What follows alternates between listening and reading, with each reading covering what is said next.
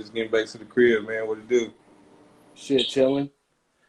Man, you already know what it is, man. It's your boy Pop DiBiase with Fanatics View, and I got the one and only Burley Havoc Brooks. What's going on, man? What's going on with you, baby boy? How's everything going?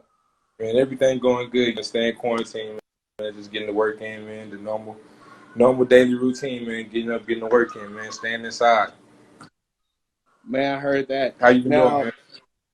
I've been over here maintaining, man. I've been over here trying to get it all the way, 100 all the way together, man. Which, it's tough out here in California because our rules are a little different. Like they let us take some baby steps, and then they was like, no, no, no, no, come on back. Yeah, yeah. Y'all doing too much. You know what I mean? Y'all tearing up Beverly Hills and all that other shit. We'll give you a month to go out and act like you're going to do something. But, hey, you know what? We're going to have to bring you right back on in. I saw what they did to y'all, too, though. But they tried to bring us – they ruined it for us, though. They ruined 4th of July, so everybody is pretty good on the summer now. Yeah. Yeah, man. So I got some questions here for you. Now, training in Texas during the quarantine, how does that work out for you? Did they close down the gym that you train out of at any point? Yes, yeah, yeah. It's been kind of it's been different. But being a professional, like I know what I got to do. So, I mean, getting up, working out, doing my strength and conditioning and running. I mean, that's still the normal thing I was doing before. It just now is with the gym being closed. It's like it's just no sparring and no punching bags and no mitts. But everything's starting to I don't know about there, but everything's starting to slow up a little bit out here, starting to open up a little bit. So, my gym should be open sometime this week. So everything's starting to get back to normal. But it was definitely it was kind of weird adjusting to it, but wasn't a big deal for me. All right, and the climate of boxing is not looking too great right now, bro, because we've only had the top ranked fights up there. That's literally like some of those fights could have just been done in the backyard somewhere. Some of them, Yeah. So I'm just thinking to myself that what's the climate like? What has the team told you since you were PBC and everything like that? Man down, Al Hammond have you been like? Has there been any meetings about moving forward and everything for 2020 this year with boxing and everything like that? I mean, I know there's supposed to be a few cards that should be happening sometime later on this year, maybe like 2 or 3.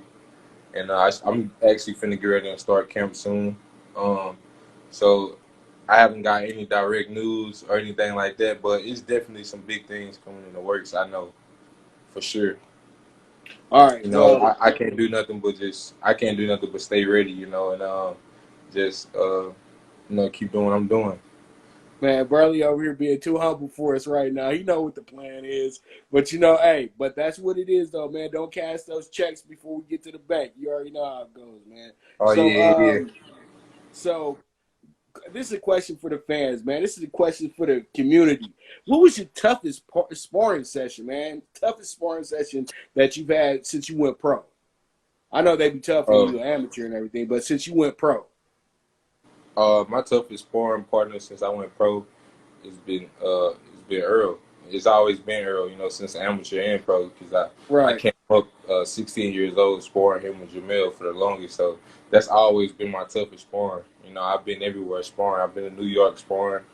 I've been uh, all over the South sparring. I've been everywhere sparring, and those are 2 toughest sparring. Earl for one, number 1, and Jamel number 2. Now, what pros have you sparred with? Not name those 2 that everybody might have an idea who they are. Other pros that I sparred guys like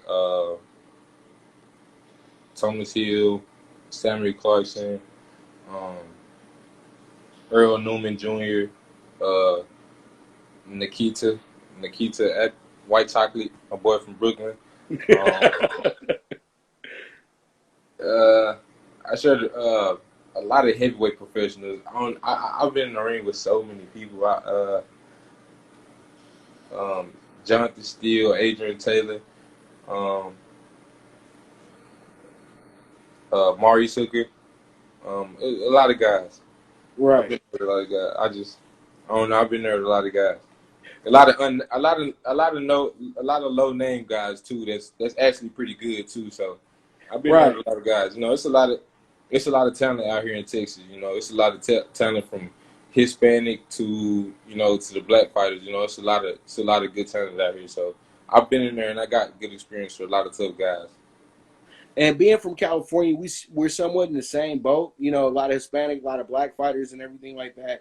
But you got a melting pot of the foreigners coming over and everything. But I see the unity between the black and brown down there in Texas, and it's like beautiful to watch. Every time I come down there for an event, they got the Mexican fans. They still rooting for the brothers and everything like that. Yeah, Then the black folks sit around and root for the Mexicans as well too. And I think that's just beautiful. But out here in LA, sometimes you have the whole, all right, man, well, so and so ain't fighting no more, so we gone. You know what I yeah, mean? Like, Errol and Sean were different because it's two brothers and blah blah blah blah blah. But pretty much like the way I see it though, the unity, y'all like everybody supports everybody. Like we were at that smaller event for Mikey Garcia, and you guys, everybody was there. It didn't matter yeah, what was going down. You guys was there.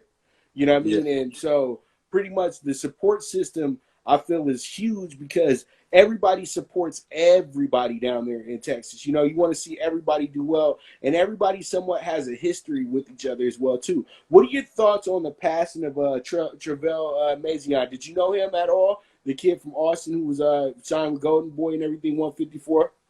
Oh yeah, I met him a few times, but as far as like knowing him like on a personal level, I never knew him like that. But we spoke a couple times. My heart condolences goes out to him and his family. You know, it's sad. He was young. I didn't know he was that young because he was always mature. He looked so mature and Right. he looked so older. I didn't know he was that young. I didn't know he was 24. But my heart goes out to his family. Well, all right, man. Actually a real good fighter. He had potential to become a world champion. Yeah, man, 17-0, 14 knockouts, and quietly was making his rounds and everything in a very, very good division from what I'm thinking right now. 154 is very, very deep. Now I know that you can't really tell me anything, but are we working on a unification fight somehow, some way with Charlo and Rosario?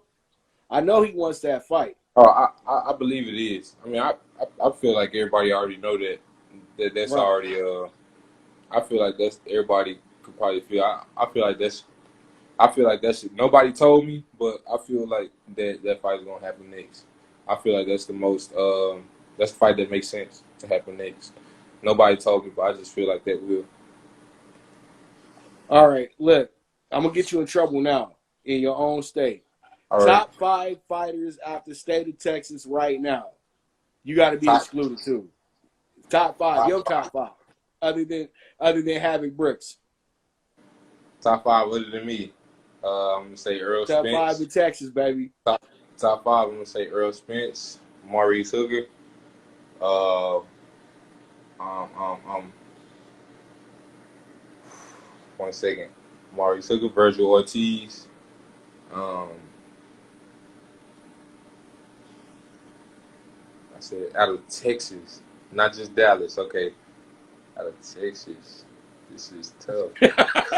Um, See, oh, if hold it on, hold ain't on, hold Dallas, on, it hold ain't, on. it Earl ain't no Spence, good, huh? Earl Spence, the Right, Charlo, Jamal and Jamel Charlo, right.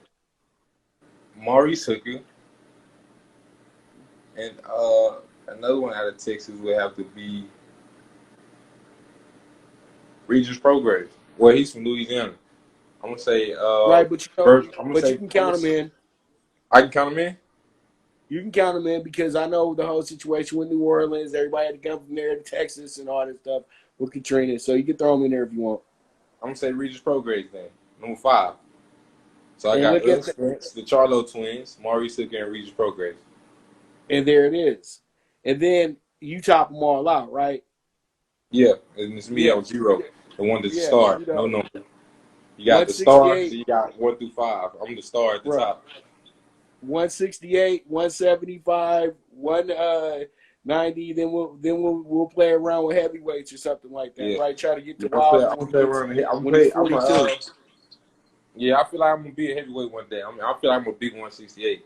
I'm a big guy. Like I thought, I thought a lot of fighters that I always saw on TV was big, but me being around them, I noticed I'm a lot bigger than everybody. I feel like I'm probably the biggest guy in the division.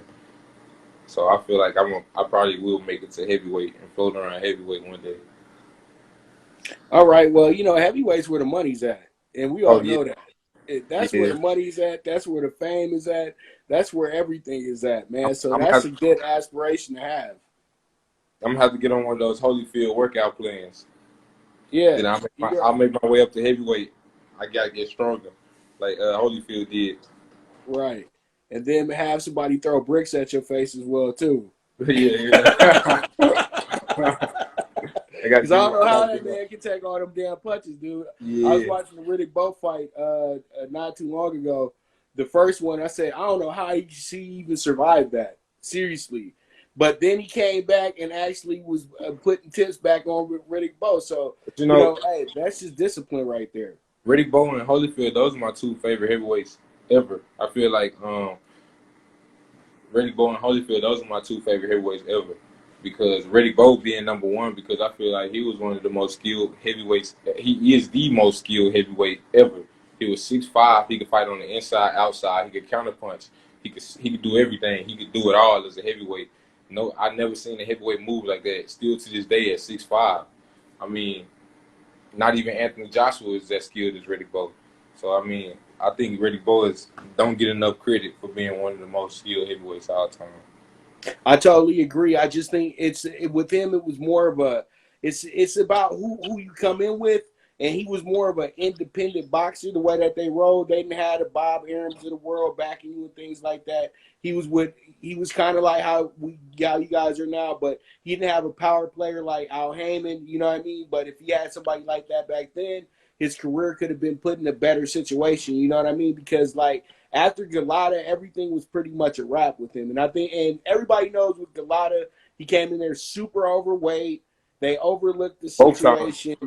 Both times he came in super overweight, and he had a lot of things going on outside of the ring that that people just didn't know what was going on. And you got a lot of people, you got a lot of yes men around, and it happens, man. That was the 90s for you, in a sense. Happened to Tyson, happened to Riddick. But Riddick, though, the thing about Riddick, though, was lucky enough to get disqualifications in those fights and everything like that. He only lost once, and that was on a decision to Holyfield, which is kind of a bogus decision because that's that was an arguable decision. That was arguable. Yeah, I said that to this day think maybe that fight could have went to Riddick Bowe. He could have still been undefeated. I don't know.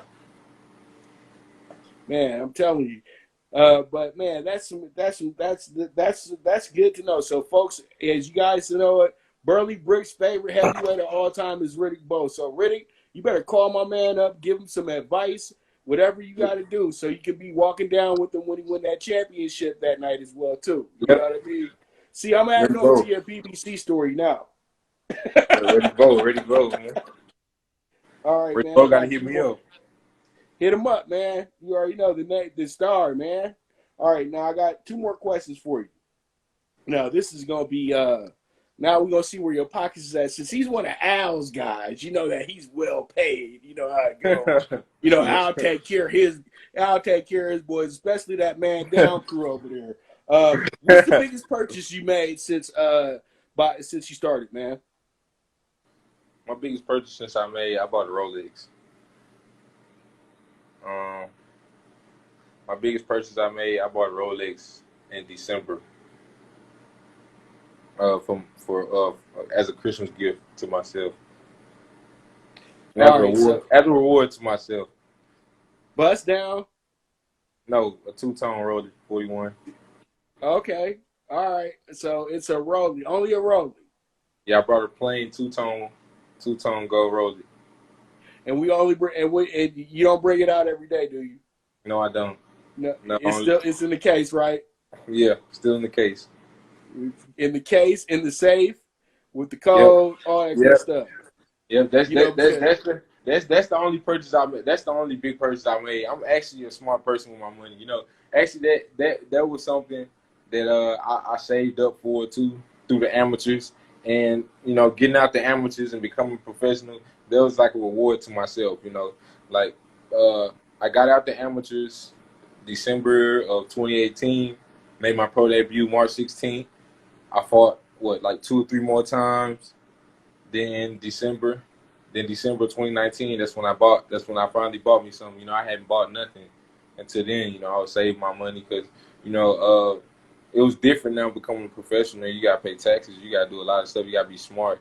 And then especially like right now in the pandemic, you got to save money. You got to be smart. So that was actually kind of like a reward, just like a reward to myself for all the hard Young work. boxers, do you hear this man? Do you hear this man? That is the way to roll, brother. You know, get that good Christmas gift, all that good stuff, and boom. You know, they bring it out a few times, but I'm still surprised you didn't tear up. You didn't tear up Rodeo Drive when he was out here staying at the beautiful Intercontinental for the this fight. This guy staying in a brand new hotel and literally was just in the room most of the week, right? Yeah, I was out a Looking little at bit the in the lobby. views. I was out a little bit in the Art lobby. man. I was out a little bit. I was out a little bit in the lobby, but you know, I had Coach Derek with me. Coach Derek don't let me spend no money. Act Now, normal. Coach Derek old school, man. Coach Derek, you know, he stay on me about being smart. You know, he not old school. He actually keep me on point. You know, he keep me on point. You know, he always remind me. He just he like a good role model. He a good role model, somebody to be around. You know, he don't let me spend no money or go crazy. He always keep me humble and on my toes. That's what's up, man. One last question, brother. What are your goals going into 2021? We have to really put our mind state into there, I put up your record for a second just to show the people who don't know. You're 6-0, 5 KOs and everything. If God willing, everything works out, we can start clearing things up a little bit. How many fights do you expect to take on in 2021? I fight every month in 2021. I just want to get in as soon as possible and just fight. My biggest goal for 2021 is to look spectacular and just dominate everybody. And just come out and dominate. Just look, just look superior. Just look way more superior than all my opponents. You know, just keep getting better. You know, I just want to dominate all 2021. You know, just man down. You know, I want all knockouts. You know, I want to come and just wreck I want to just wreck everything. This 2021. I'm like, I got so much because I've been working. I got a lot stronger, got a lot smarter. You know, I'm just ready to go put it out, like, just show it. I'm ready to go show everything. Man, that's what I am talking about. I can't wait. You know, I've been following your boxing journey since day one. I always be bragging to people like, I was the first one to interview Burley Brooks. So you already know what it is, man. This is my dog since day one. We're going to keep doing this, man. You guys support this man right here. You guys go ahead and follow him at where? Bad Bird _ on Instagram, man. You guys already know what it is. Man down. Let's go. It is what it is, man. It's your boy Pop DiBiase signing out for Fanatics View.